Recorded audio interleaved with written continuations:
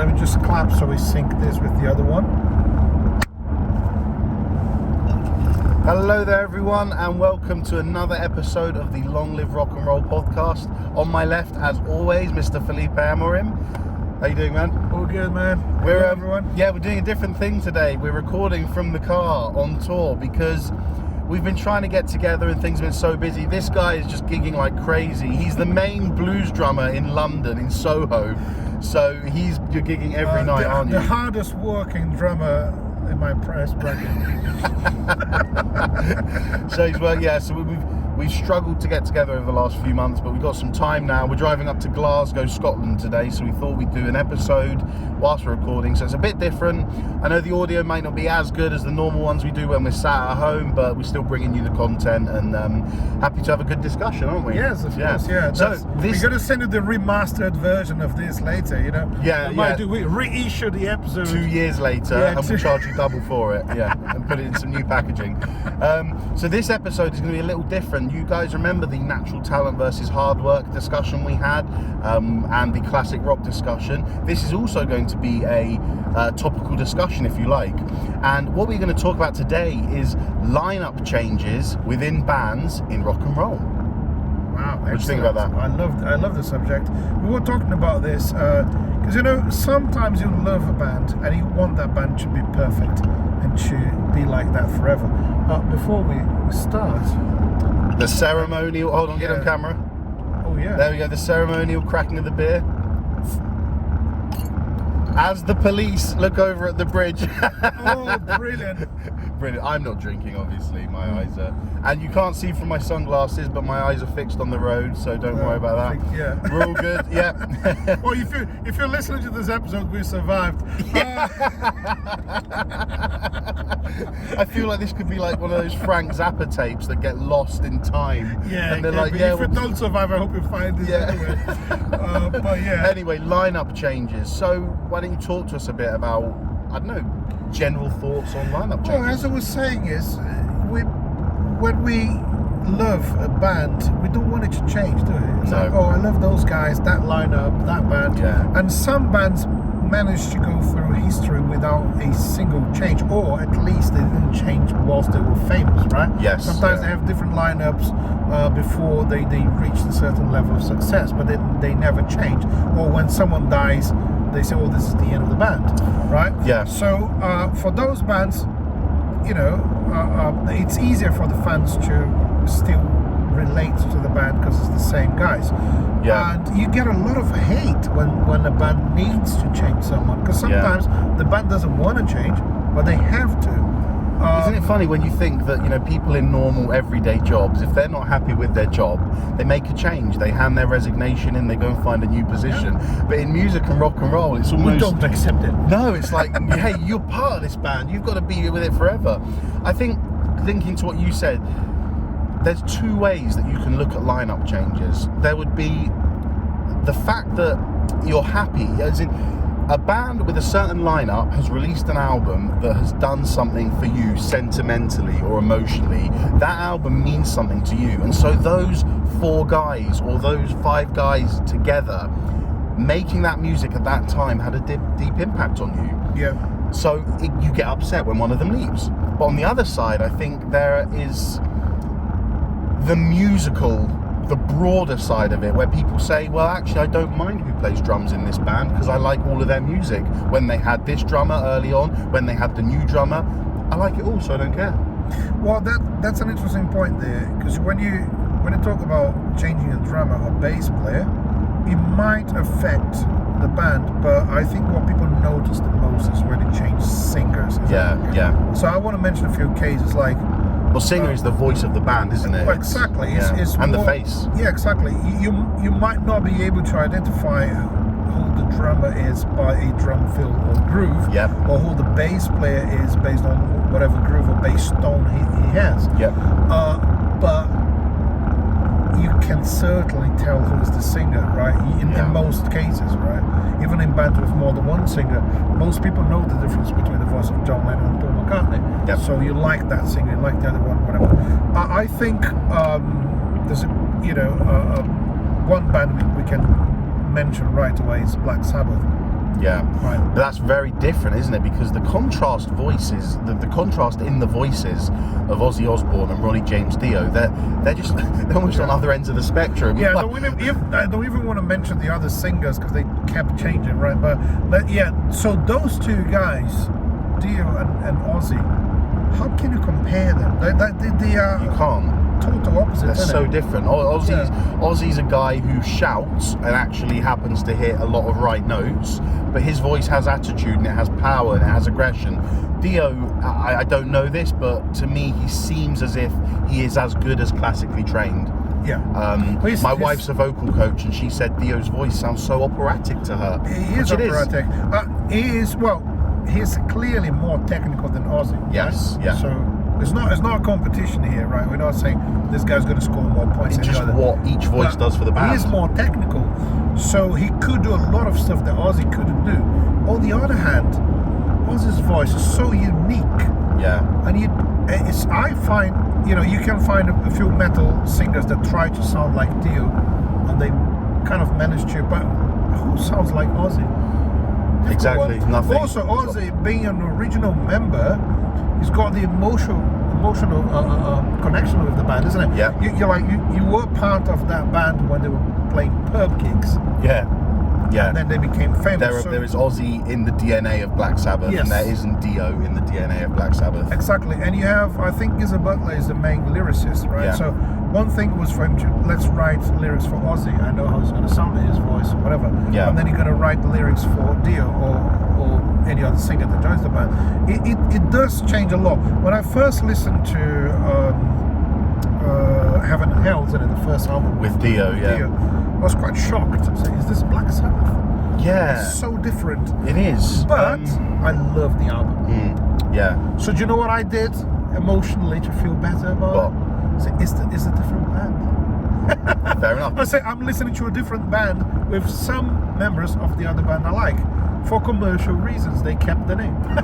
It's funny because with the one consistency with Black Sabbath is the music.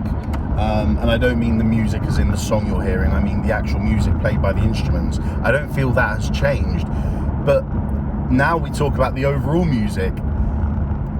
The Sabbath with Ozzy and Sabbath with Dio, those two different kinds of metal are very different, and they bring very unique perspectives into the ears of fans who listen to the songwriters of Black Sabbath. And like you said, identifying, right, well, I've written this to suit Ozzy's voice, and I've written this to suit Dio's voice, but the results, in our opinion, seem to be that they're both brilliant. Yeah, I know people who only listen to the Dio albums because they don't like Ozzy. Really? Or Wow. they actually like the live versions of Ozzy songs with Dio. Doing it, But yeah. I know people who love Ozzy, and they can't accept anyone else as Black Sabbath's singer. So that's what it is. I think that's a classic case of a changing singer. The other one I want to mention, it's an interesting one, is Queen. Oh, yeah. Because Freddie Mercury is one of those guys I think you can't replace that guy, can you? That's actually kind of a very sensitive topic for me because Queen are one of my favourite bands, and one of the key factors in that was Freddie Mercury, and so I'm almost to an extent I'm kind of disappointed that they kept going. Because there is no Queen without Freddie, and we said this on episode 2, the Queen episode. That was my Laz Unleashed, wasn't it? Or Laz Shorts. It was Laz Shorts. It was Queen is not Queen without Freddie Mercury and John Deacon. Right. I agree with you. I do have a point though about that. It might be interesting. Think about the recent incarnation of Queen as my phone just dropped, as a tribute band, or a very expensive tribute band, right? Okay, fine. Imagine a tribute band that's got some of the original members. Okay. So the main issue, I guess, is when you actually keep the name. If they were, say, Brian May and Friends, Yep. Oh, I'd even performing take the music of Queen. I'd even take You Roger would buy Taylor. tickets, wouldn't you? I'd even take Roger Taylor and Brian May. Yeah, I know. Roger Taylor is there, and both guys. I'm just saying, I just don't I want see to what you make a mean. really long name. But all right, Okay. Roger Taylor, Brian May, and friends in concert performing the music of Queen. Yeah, that's would be more happy, appealing. wouldn't they? Absolutely, yeah. Like a different. Literally, just call it another name and make it work. Yeah. I've made this point before about Guns N' Roses. I was just going to go on to them. Because it's sorry, can I just say it's the opposite? Yeah. Instead of one guy leaving, the rest of the band has left, and only one guy has stayed a constant, isn't it? Exactly, he owns the band, isn't it? Yeah. But Axl Rose we're talking about, by the way. Yeah. The thing about Axl Rose was like he kept the band going without the original members, and most people think, but he's the voice of the band. Yeah, but Slash is the image of Guns N' Roses, isn't it? Yeah. The hat and the guitar and all that stuff. So I think I might have even. Was it in Laz Shorts? So the only 2 segments of Laz Shorts we've done have been about band lineups. In the Queen episode, it was Queen is not Queen without Freddie Mercury and John Deacon. And in the Guns N' Roses one, I said Chinese Democracy isn't a Guns N' Roses album because it's only got Axl on. But to an extent, I agree with that. You think of Guns N' Roses, you think of Sweet Child of Mine. What makes Sweet Child of Mine? Slash's riff, Duff's groove, Izzy's rhythm playing. It's fantastic. That is what encompasses Guns N' Roses, not just the singer. Well, in their case, changing the drummer wasn't a big deal. Changing or adding a piano player, it wasn't a big deal. Yeah. But the lead guitarist, who happens to be, for most people, the actual face of the band, somehow, although you can't see his face behind his head, but the reason for that is because of his accomplishments on that instrument. Yeah. You know, when you think Slash, even if you don't think he's one of the best, he's one of the most iconic guitar players of all time. And you don't think of him playing solo guitar on his own. You think of him with his band. Yeah, isn't it? Exactly. But here's an interesting thing about both Queen and Guns N' Roses, like connecting those 2 stories. The replacements were made at a point of those bands had loads of money, so we're talking about whoever is going to replace the guys, the original guys, are going to be pro musicians, right? Yeah. So they're not hiring anyone to just come there and play. They're getting people who are like awesome players. They're not like like Matt Sorum in Guns N' Roses, like Adam Lambert with Queen. He is a hell of a singer. You can't argue against that. You can't say, that guy's not good. But you can't say he's not Freddie.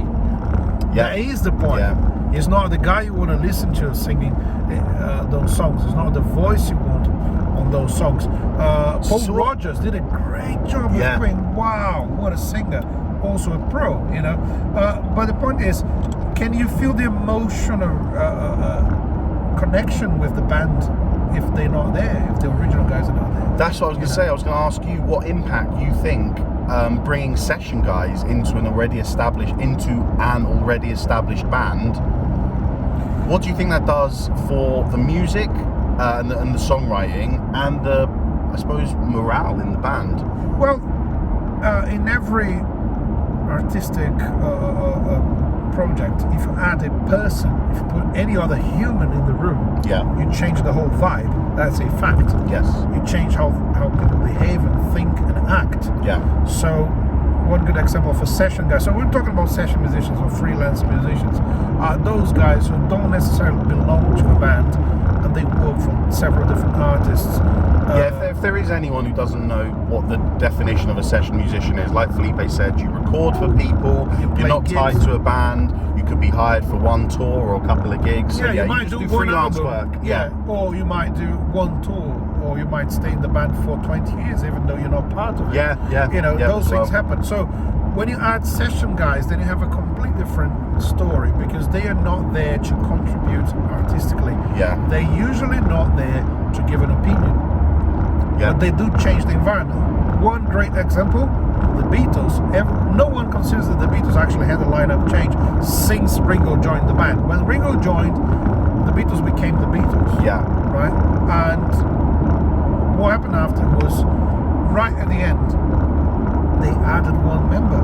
Yeah. But not an official member. Can I tell the story of this? Because Yes. it's really interesting. Please do. This is all this information, by the way, everything I'm going to copy and paste into what I'm saying is actually from that new Beatles documentary called Get Back, which is available on Disney Plus. It's fantastic, honestly. It's about 7 hours of watching the Beatles in a room, songwrite, rehearse, and be themselves.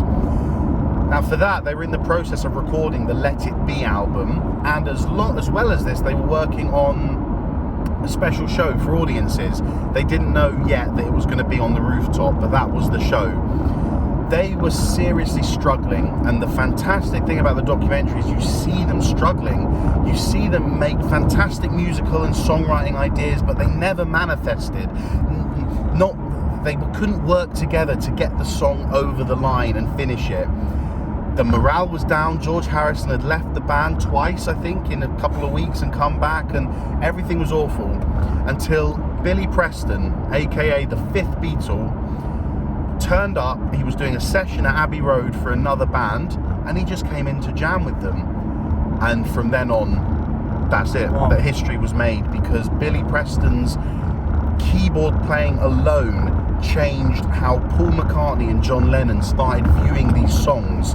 And the songs, I don't want to say just because of Billy's keys, but his presence, his personality, his musical ability brought the whole band together, and they wrote the album Let It Be. And Billy Preston was a really good songwriter as well. Yes. You know, in and he had a lovely voice, yeah. He had his solo career, so is a session guy who happens to be an artist. So he's way more than just a guy playing an instrument. He had personality. And how much did he add to the Beatles? Really, you know, it's interesting because, as I said, if he plays something on a piano and John Lennon reacts to that and plays something else, isn't that part of songwriting? Yeah, Somehow, even though you don't get credit, that's why essentially writing with the person. But you, as I said, you change the environment. Well, that's why I want to call the Beatles thing a lineup change. I don't believe Billy Preston is a session guy. He was a Beatle for that album. Well, we could have an argument about session guys are considered lineup changes, because you can add session guys without actually changing any of the original members. That's true, yeah. It might be the case. But what about, do you want to talk about the Rolling Stones? The Rolling Stones is an interesting case, because they very had interesting. proper lineup changes, which means an official member leaves the band and another official member joins the band. When they had Mick Taylor on guitar replacing Brian Jones, for instance. So Brian Jones left the band and later died.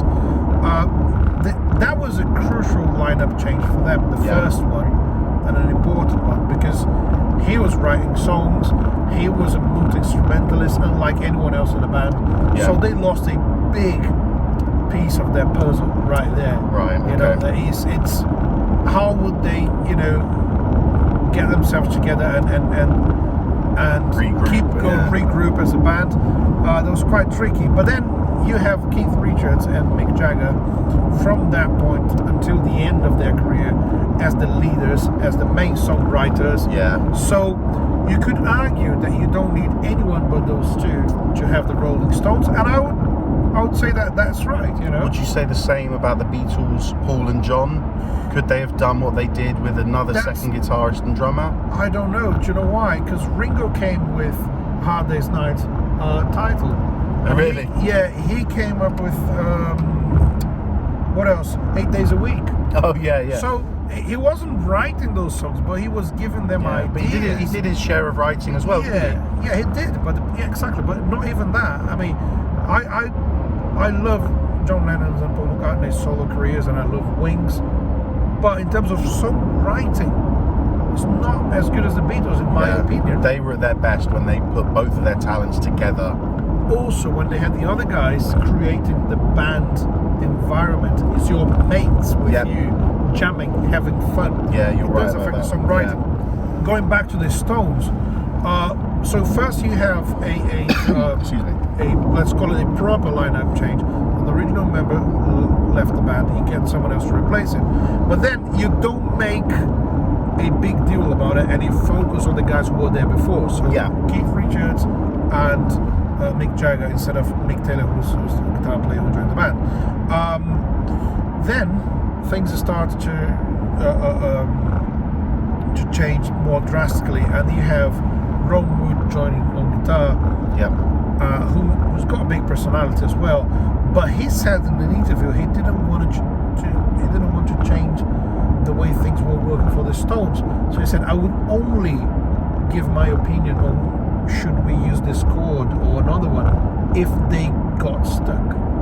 Okay. So cool. Ron Wood's a clever guy. It's like, okay, I've just joined this enterprise and it works really well and it's making millions, and I can play my guitar bits around what Keith does. So what else can I do? Well, if they get stuck, I say, why don't we try an F sharp here? Whatever.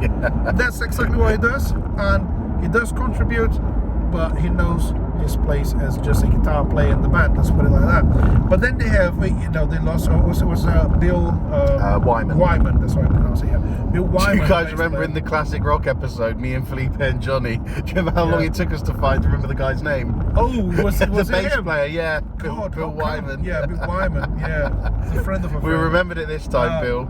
Yeah, Bill. So Bill left the band. I sometimes struggle with the pronunciation of the surname. That's why Wyman. So Bill Wyman officially left the Stones, and he wasn't officially replaced. So, what you say about that is like, okay, so the Stones from that point onwards don't have a bass player. Yeah. That's officially is what it is. But you can't have the Stones touring and recording without someone playing the bass. They got Darryl Jones, who's a session guy again, a freelance musician. Yeah, fantastic bass player. Very accomplished musician. Yeah. He was, I think, 18 when he played with Miles Davis. So like, wow. Yeah. So he played with one of the biggest names in music history, not rock history, not jazz history. One of the biggest names in music. So you get that guy, he knows what he's doing, right? Yes, absolutely, yeah. His playing is fantastic. He doesn't sound like a jazz bass player or fusion bass player. He played what the Stones needed him to play, and it's a massive contribution. I think for the band, having someone who's not an official member like Darryl is like, okay, we've got this guy here who's paid to do what we want him to do. Yeah. So there's no clashes, there's no fights, there's no ego. I think there's on the other hand, the guy's a nice guy. Yeah. He helps to create a good environment. Yeah. On the other side of it, because Charlie Watts died recently, didn't he? Now, Steve Jordan's replaced Charlie Watts. Steve Jordan is on tour currently with the Stones. So what I want to say about that is that, to an extent, I think it's actually very clever by the Rolling Stones for more than one reason. Now I've seen, and to choose these guys. I've had one of my bass tutors at the uni I went to. He told me that he is a huge Rolling Stones fan and he's seen them maybe 10, 15 times. One thing that has never changed in every time he's seen them is they are a jam band. Can we say that? They're kind of you imagine that when they're writing their songs, they're all jamming together in one room. Well, my tutor said that this was the same live. Whenever they start a song, they take a couple of bars to sync up. Yeah. The drummer might, Charlie Watts might have done a count in, and Keith Richards started the riff, but then Bill Wyman's bass playing. I'm not saying bad, I'm not saying sloppy, it never connected instantly. He said it always took a few bars for them to find each other, hear each other in their ears and get the groove on. Having professionals like Steve Jordan and Darryl Jones in, especially as they are bass and drums, you're paying them for their rhythm section experience. And what a rhythm section has to be, as we know, is tight, cohesive and work well together. And if you get the drummer and the bassist, or the session drummer and session bassist of the Rolling Stones, two pros who can hold and lock down the groove and rhythm, then sloppiness from Keith Richards doesn't matter as much, does it? No, it doesn't. And so that Keith and Mick can be themselves. I've seen quite a few videos with them with Steve Jordan, and you sound good. Fantastic. Yeah. So, but like how important was Charlie Watts for the history of rock drumming and drumming in general? Yeah, incredibly. You can't replace him. So I agree with you. They were really clever in not calling Steve Jordan a member of the band or a official replacement for Charlie Watts. Watts. He's just a guy playing drums on tour. And they don't make a big deal about it, and I don't think he wants that responsibility. Yeah. You can't replace Charlie Watts. I think it's good enough to say I'm for 50 years. Yeah, you know what I mean? It's good enough anyway just to say, yeah, I'm playing drums for the Rolling Stones for this tour. Yeah, it sounds I don't good. need to be a member. It looks really good on your CV, doesn't it? You don't need to be in the pictures, right? So in that case, they officially now they're a three-piece band. It's the two guitarists and the singer. You don't have a whole band as a band. It's a clever thing. That makes me think about Pink Floyd, because they did the same sort of thing, adding session guys without making them official members. But they officially didn't have a bass player in the last lineup. And songwriter. Because should we talk about Pink Floyd for a bit? Because that's a huge. I mean, there's actually two instances with Pink Floyd, isn't there? There's Syd Barrett and there's Roger Waters. So Syd Barrett left Floyd in 68, I think it was. He was dealing with some serious mental health issues. I think he broke down a few times, and it just wasn't plausible for the band to go on like this. And Gilmour came in after Barrett, right? No, he came before he left. Just before he left, no, There was a short period of their history where they were together. But basically Gilmour was playing the parts that Barrett couldn't play because he was so high on drugs. Oh wow, okay. So they were kind of playing together, but not necessarily writing together. Yeah, well anyway, Gilmour was kind of a replacement whilst the guy was still there. Yeah, well with Syd Barrett, Pink Floyd's sound was very progressive, wasn't it? Very avant-garde, very psychedelic, extended music, it wasn't pleasant to everyone, not everyone liked it. Syd Barrett left, and although Pink Floyd still had that psychedelic progressive sound, they were now making it more accessible.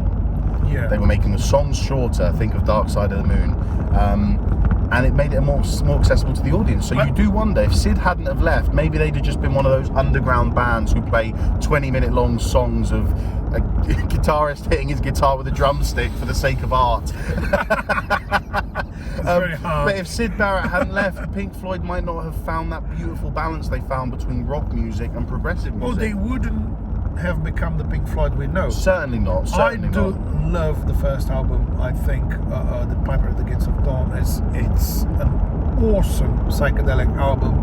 Syd is a fantastic songwriter. Yeah. But I think I don't know if it was Roger Waters or Nick Mason who said we couldn't have started without him, but we couldn't have carried on with him. Very interesting comment. Because it is what it is with them. And how can you make a band succeed if someone is not there anymore? It's too high. Can't play the instrument properly. Not bringing any good songs to the band anymore. And he's the leader. That was a tough decision. The story goes they left him, isn't it? Yeah, they just didn't pick him up for a gig one day. It's like they're driving the van, going to a gig. Shall we pick him up? Oh, let's leave him behind this time. And that was it. Sid. Sorry, Sid. And that was it. They left him behind, never joined the band again. And then Waters had a difficult time there, because it was like, okay, I need to take the lead because no one else will do it. Yeah. Not because I'm a natural leader. Yeah. Not because I want to be the leader. And hats off to the guy, because he made the band his own. So then we have like this, I would say, the second incarnation of Pink Floyd, when the leadership moves from Syd Barrett, who's not even there anymore, to Roger Waters. Yes. And the lyrics become a really big part of what the band is. And all his philosophical and political ideas are there, and he's leading the band, clearly leading the band and writing all the songs, most of them from that point until the mid-80s, when he decided to leave. So that's the next one, isn't it? So after all the epic albums they did, Waters leaves the band, and then Gilmour even said in an interview, we are a rock band, if someone leaves we're going to carry on. And that's what it is. I don't care what people think. So I understand what Gilmour did. It's like, well, I want to play with my band. What do you he think? was the one who left, right? Yeah, it's true. So I what do you think? understand Gilmour, What do you think Waters leaving did to Pink Floyd's music? I tend to think that's Is way that the too third? shocking. Yeah, that would That's be the third lineup of Pink Floyd, right? in my opinion, that would be Pink Floyd Mark III, which Yeah. is no Sid, no Waters, Yeah. and Gilmour is the boss. So, but you're not the main songwriter. How can you lead the band? Then you think about the commercial side of it. Well, Okay. you can easily go on tour without Roger Waters. Yep. Yeah. You get a good professional bass player. Guy Pratt joined them. Yeah. Fantastic bass He player. is, yeah. But no one knows. No one wants to know. It's just a session guy, right? I mean, if you're a musician, you probably know him. Musicians love him. He's one of the best bass players in the Yeah, I world. met him a couple of times at the bass shows in London. dig it. Lovely guy. Yeah, lovely guy. Absolutely lovely guy. Great musician. And I think he was happy to be the guy playing bass in Pink Floyd Yeah. instead of being Pink Floyd's bass player. Yeah. Do you know what I mean? Like to have you are Roger Waters' replacement. No, you can't be, because you don't Because have. Roger that. Waters was more than just a bassist. He was a songwriter and lyricist. and So band leader. yeah, and as well. producer. So Guy Pratt joined them to play the bass, Yeah. not to be Roger Waters' The replacement. bassist, yeah. But Yeah, what I they were see. missing from that point onwards was like a lyricist, for instance. So who's going to write the lyrics?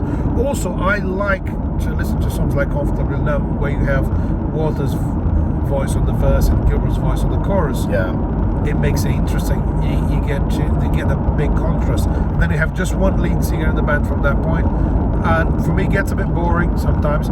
But again, if I allow myself to think of that band as another band, Yeah. or let's say that's David Gilmour's solo career, they just kept the name for commercial reasons. Yeah. And it's a good band, and it's a great live band. So yeah. Perfect. I think instrumentally as well, one band I wanted to talk about with lineup changes was, well, actually, do you know what? Because you mentioned Guy Pratt, the other one is Pino Palladino, who stepped in with The Who. The Who. Wow. Yeah. Again, we're talking. Yeah. Then we go back to session guys. We love session guys. Pino played with The Who, but then the way he replaced John Entwistle was very tragic, isn't it? Because the guy died when the tour was booked. So I think they postponed a few dates and just got Pino on board, saying, "Look, you got to be ready 1 week." Again, massive responsibility, but as a musician, he can deliver. The other lineup change you can see there is the drummers, right? Because they tried a few drummers, and they finally found Zach Starkey, who stayed in the band for ages. Every time The Who plays now, Zach Starkey is going to be on drums. And that's Ringo's son. Ringo's son, who is a fantastic drummer and perfect for The Who. Yeah. Really sounds as noisy as Keith Moon, a bit more controlled. Yeah. A bit, with a nice touch and all the heaviness they need without going nuts in his personal life like Keith Moon. So that is an interesting lineup change, because they tried, for instance, Simon Phillips, one of my favorite all-time drummers, played with The Who, but didn't stay in the band as a regular member. Oh, really? Because maybe it was too good. Yeah, it's possible. Get it? Sometimes you can be too good for the job, too technical. Yeah. And they needed someone who was more rock and roll, and I think Zach was the ideal replacement. Well, it'd be good to move on from this, because you mentioned about Pino taking over from a guy who's just died, and I think this is now a different kind of discussion point about the same overall idea, which is that Metallica in 1986, after their release of Master of Puppets, Cliff Burton, who was Metallica's bassist for the first 3 albums, he died in a very tragic accident. They were on tour, and the tour bus hit black ice, and Cliff was thrown from the bus as the bus toppled over, and he died. Now, I know personally, I love Metallica, and I've watched loads of interviews and documentaries, and it hit the band very, very hard, especially the singer, James Hetfield, and the leader and drummer, Lars Ulrich. So the difference here is that because they're a band and they're just starting out their career, Master of Puppets was their first big success. They needed to replace. You can't just say, "We hired this session guy They're to not play the famous bass." enough. Yeah. They're not famous enough to say, Also, "Oh, we're just going to use this guy." Also, you're not going on tour with a 10-piece band. You know, Yeah. when we mentioned Floyd and the Stones, they were already using session guys as added members. Yeah. So it's a lot easier to just put someone else there in the band. It's just another guy. It's one more session guy in the middle of loads of other freelance musicians. Whereas in the band. 1980s, Metallica, we're gonna have one guy who is not a member. Yeah. Like, oh, it's the three of us plus one guy playing the bass. Yeah. They couldn't do that, could they? So the album afterwards, And Justice for All, 1989, my favourite Metallica album, actually has no bass, or very, very little, because I think to put it, there's loads of arguments about whether the technology, something went wrong, but I think from all the evidence we have, James Hetfield and Lars Ulrich, they didn't want their new bass player, Jason Newsted, showing up and beating Cliff Burton's bass playing. And so there was this, always from the start, there was this weird dynamic with Jason Newsted in the band. There are clips from them on stage where him and James Hetfield are not getting on. And it looks like he never found his place in the band. Yeah, even though he did so much. And he is my favourite of the Metallica bass players. He's my favourite musician in Metallica. Yeah. Because Cliff is a genius. Yeah. Can't take very innovative for bass playing. Yeah. Cliff Burton was. That's it. But sorry, Jason, innovative for metal bass playing. Yeah. Sorry. Well, for it's part of the the bass history. Isn't it? Yeah, for true, sure. yeah. It's a big name. But Jason's just But Jason, brilliant. as a musician, Yeah. he's a good singer as well. He was doing backing vocals. He was, helping them to write the songs as far as I'm concerned. Yeah. And But you're right, he just never overall settled. great musician. Yeah, it just didn't feel like he ever settled and found his place. Partially because the fans didn't accept that, didn't they? Which I think sometimes is a bit unfair to musicians. The guys there giving everything he can to the band. I think as a fan, you're not the original. Well, and as a fan, you've got to trust the other members that they're doing what's best for the band and the music that you as a fan loves. Yeah. And then obviously another bass playing change is that Newsted left Metallica and Rob Trujillo came in. Now the interesting thing here is that Metallica, James, Kirk and Lars learned their lesson because things did not go well with Jason business-wise. They invited him to be part of the band and it seemed like he didn't see things the way that James and Lars wanted to see things. Yeah. So with Rob Trujillo, they brought him in. He is an official member of Metallica, but I'm sure if we were to ever see his contract, it would be very interesting because I don't believe he has any voting rights. I see. I don't think he contributes anything to how Metallica moves forward as a band. Yeah. What I know is that they offered him the gig, and when he accepted it, he got a $1 million signing fee, if you like. Other than that, he is a face of Metallica. He is on the album covers. He is in the press releases. He's in this, he's in that. But he doesn't have any choice, I believe, in how Metallica decide to move forward, which I think is really interesting. That is really interesting because it's like I'm giving you the power to be a member of the band, but you haven't been here since the beginning, so I'm not going to give you that much power. Yeah, I'm not sure financially what happens if Rob takes a lesser cut. I don't know. Tough call. I don't think that would happen. I think they probably all receive the same would fee. You? That's what I'm thinking. Would you do that if you managing the band? Would you give? It's a tough call. Would you give the new guy the same amount of money as the guys who've been there? In the brand for that long? I would, but what I wouldn't give him was choice. Or her. I don't know what I wouldn't give him or her his choice. I'd say, right, we've been in this band for 20 years, you're new, we know how we want Metallica to be, so you're not going to get any say in how we run this band, but you're going to earn the same as us. I think that's fair. Yeah, that's fair. Interesting. Is there anything else you want to talk about? No, there's few more bands. I mean, we might need to do another show about lineup changes. Part 2. Yeah, why not? But there's a couple of things that you know better than me, so I wanted to talk about Iron Maiden. Oh yeah. Now the interesting thing about Iron Maiden, again, another one of my favourite bands. With Iron Maiden, I suppose the same could be said for Metallica to a lesser extent. But with Iron Maiden, there was such a huge change in the style of music between the first singer and the second singer. Yeah. Iron Maiden, for me, when they started in 1970 up until Number of the Beast in 1982, for me, they were a punk metal band, or maybe we call them a punk band, who were, influenced and innovating heavy metal.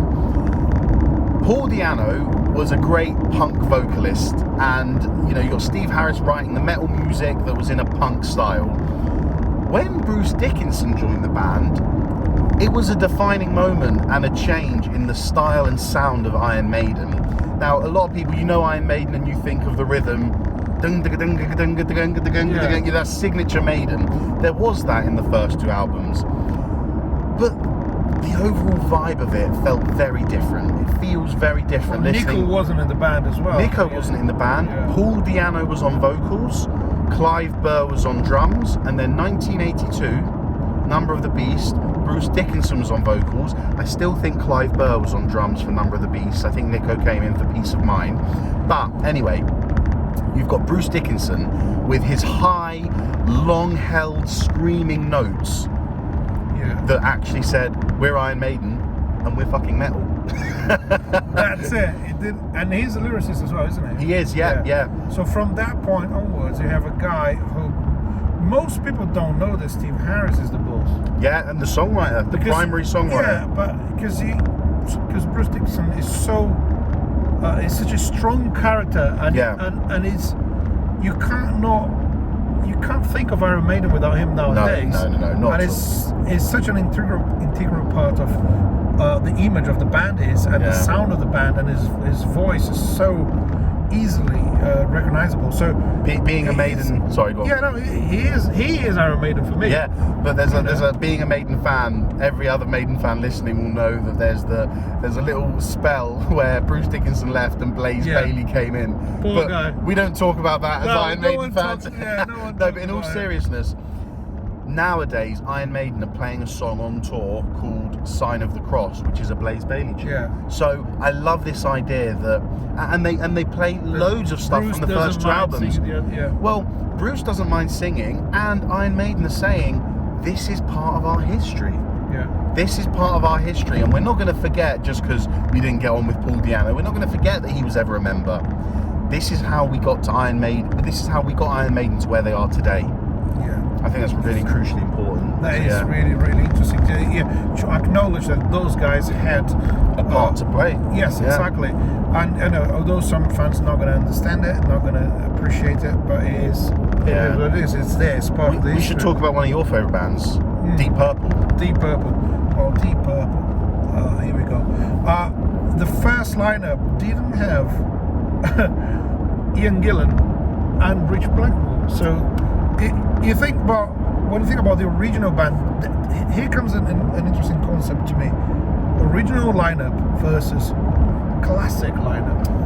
Yes, yeah. Deep Purple's classic lineup is Richie Blackmore, John Lord, Roger Glover, Ian Pace, and Ian Gillan. Yeah, agreed. Because they recorded the most famous albums, In Rock, Machine Head, Fireball. Yeah. So if those three albums alone define what Deep Purple is for most fans. Yep, I agree. Yep. So that's the classic lineup. When I saw them live for the first time in 1999, John Lord was still in a band, and they had Steve Morse on guitar, who is one of my favorite all-time guitar players. So I don't mind watching him instead of Blackmore. Really great player.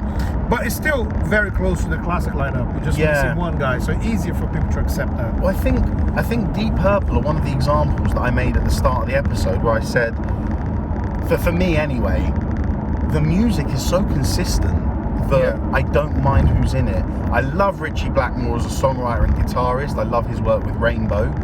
That's how I found out about Deep Purple. So would I like Richie Blackmore to be in Deep Purple? Yes. But Steve Morse does a brilliant job, and the music doesn't change that dramatically. They're still executing Deep Purple style albums. Exactly. Also, the ego conflicts they had with Richie would make it impossible for them to carry on as a band. They don't like themselves, as, they don't like each other. First and foremost, you've got to do what's right for the band. Yeah, exactly. And Steve Morse had a very simple job. Play your guitar, keep a mouth shut. That's it. Fair enough. Yeah. That's it. So right, done, signed. Yes. Yeah, exactly. What a great guitar player is. And that is an interesting one. I mean, just to mention an interesting fact is, when Richard Blackmore left, I think in the middle of a tour, they got Joe Satriani to replace him. Wow, really? I did not know that. There's videos of that. Wow. He played a few gigs. That's great. And, I mean, Joe Satriani, come on. Yeah. What a player. Oh, monster. Yeah. Didn't stay in the band. Was that his choice, or was it Deep Purple's? I don't know. No, we don't know. They got him to do. I don't know if he didn't want to stay, or I don't know if they realized he wasn't the guy for the band. Yeah. Can you imagine that? Yeah. Such a great player, but they needed someone who had more to do with their style. And I think Steve Morse was just the perfect fit. He was, yeah. Talking about guitar players again. One more, Red Hot Chili Peppers. Oh yeah, that's another crucial one. I mean, I was chatting to my brother Tarek. We were chatting the other day about, so Chili Peppers have just released a new song with Frusciante back for the first time in, I don't know, it might be 10 or so years. I'm not really sure. 11 years or something.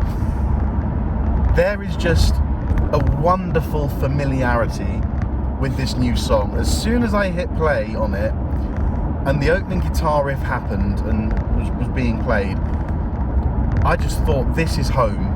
And I wouldn't even call myself a big Chili Peppers fan. I haven't listened to all the albums, I don't know all the songs, but I got a good 10 or 15 songs that I do enjoy. And when I heard that new song the other day, I just thought, yes, like, this is Chili Peppers. This is Chili Peppers at their best with John Frusciante. I can't remember what the other guy's called. It sounds like a German name. It's like Klinghoffer or something. But anyway, he's done a great job. Where's the research? Yeah, you need to know the guy's name. So we're not going to edit this out. It's going to be. It's fine. I'll take this. Last doesn't know one guy's name. I don't know either, but who cares? So it's just the guy who replaced. Yeah. But seriously, this is. John Frusciante is a household name for rock musicians and rock music fans. Yeah. The other guy isn't. And I think that is testament enough to what Frusciante brings to the Chili Peppers. Right. My point about that is, you can get someone who can play the parts. Yes. You can always, okay, I know people out there say, oh, no one can play like this guy. Well, you can always find someone who can play the parts. Yes. Who can play the right notes with the right tone, using the same instrument and whatever. Yes. But rock music, unlike electronic music or classical music, the performers, they're so important in terms of bringing character to the band that people are going to feel the difference. But character also comes in other forms. It's not just performance. Character comes in songwriting. And like I just said about that new Chili Peppers song, the minute you hear the first bar of music, you think Frusciante's back, baby. Yeah, which is great. The other thing, and it's a classic lineup as well. No, exactly. Classic. There's only one other band I wanted to mention that I had to talk about, and that was Opeth. Because never heard of them. No, they're I think they call themselves progressive death metal. But my point with that is it's another example of how a modern day band can be run. Mikael Åkerfeldt is the lead guitarist, lead singer, and band leader, basically. And in much the same way as sort of Frank Zappa might do, or Bruce Springsteen. Do you like Zappa? Do I like Zappa? That's another episode. The answer, in a nutshell, yes. But Opeth is run by Mikael Åkerfeldt, and there have been numerous lineup changes. But it just goes, I don't really need to say too much. It just goes back to the point that he's found someone who can do the job and play the parts that he has written as good as the previous guys. There are definitely guitarists in Opeth who have brought a different kind of personality to it. There's a drummer who has a lot more laughs on stage than the previous drummer, but the previous drummer was very technical, very on it. And obviously to drum in Opeth you have to be immaculate. So the new guy's not crap, but the other guy was just even flawless. I see. So interesting that you have a situation kind of like Guns N' Roses as well, where the singer took the responsibility and made all the decisions, but But the difference with Opeth is that Akafel writes, sings, and owns the band. He is clearly in charge, so it's He easier is for the fans to Opeth. accept. Yeah. If there's no Mikael Akafel, there's no Opeth. I think, I mean, this is a subject that we can clearly go back to this in the future. We can, you know, talk about all the bands that went through lineup changes. And I want you guys to give us your opinions about the lineup changes we've mentioned, the ones we should have mentioned, which bands sound better after changing, which bands don't sound as good as... That's what we'll do for the next one. So this has been describing lineup changes, why you do this, why you might do that, why a band have chosen this. Next time we'll do a definitive, were they better after the change? Yeah? Oh, wow. We're going to do a quick segment. That's controversial, right? We're going to do a quick segment, and it's going to be a bit useless, but I don't care. Here is Feed the Drummer. Welcome back. We're on the road, and Felipe doesn't know that I packed some food for our journey. Oh. This might be the only literal Feed the Drummer. Happy gig day, bro. There's no meaning. It's just have a brioche. There we go. Thank you so much, lads. That's all we're doing. We can't do much in a car. I can't go and prepare the food. Enjoy your brioche. Anything else you want to talk about? Any other? I just want to say something about the topic we discussed. Is if you struggle to accept a lineup change, try to listen to that band as if they were another band. And understand I think that's that they kept the name for commercial reasons. Everyone wants to make money. You might like a band, like I struggle to accept Dio as Sabbath singer, because you know I got to know Ozzy's albums first, and I loved them. So, how come? I mean, there's another singer in the band from that year onwards. And I didn't want to listen to it, but I said, okay, let's pretend it's just another band. And it sounded great to me. You might be surprised if you give the lineup changes or the different lineups a chance and listen to them. In some cases it doesn't work, does it? Just to add to that, I was just going to say that as you're saying it as think of it as a different band. I'm in a sense agreeing and saying think of it as different music. There you go. There's still Iron Maiden making music, but there's Blaze Bayley at the vocals. The music will be different, even just because of one instrument, the voice. So take it.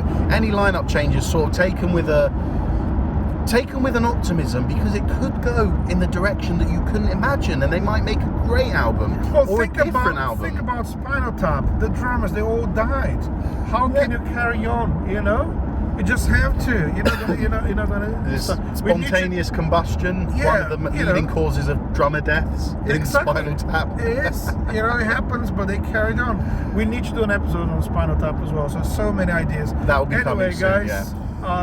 Good idea. Good, great place to end the episode. I really enjoyed that chat, and I think I hope you guys enjoyed it. I hope that the car wasn't an issue. I think we've covered some really great topics, and we've discussed things in depth. It's been a good discussion. So I want to do more episodes like this where we're not talking about one band or one album. We're talking about topics that relate to more bands. And you guys let us know, share, like and comment on our stuff if you like this stuff. Join in the discussion, like Felipe said. Tell us about what you think about lineup changes. But anyway, guys, thank you again for joining us for another episode. As usual, we are on social media. We're on Instagram and Twitter, where we are at longliverocknrollpod.